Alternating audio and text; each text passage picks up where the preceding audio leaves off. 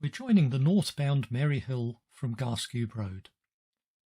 In passing, note these no right turn signs, and we'll come back to them later. This clip is a couple of days later, so you can see they don't apply to white Nissan SW18JHF.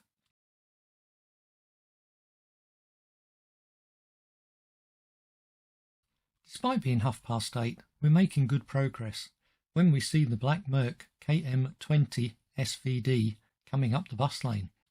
Water gathers outside the fire station every time it rains, probably trying to get a day's work in the fire hose.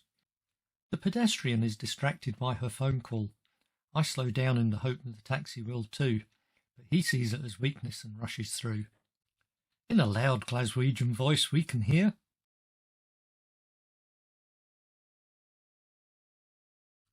I think it's a 50-50 blame. We see the taxi again past Tesco's, so he didn't get far, and the pedestrian should have stopped rather than walking while distracted by her phone. Next we see silver Nissan FX63 TUW, using the active bus lane as its personal undertaking lane, checking brakes as if turning right,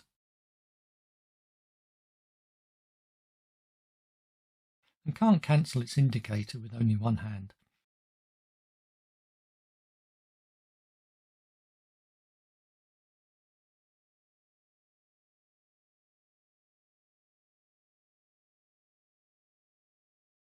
And then we see the taxi again.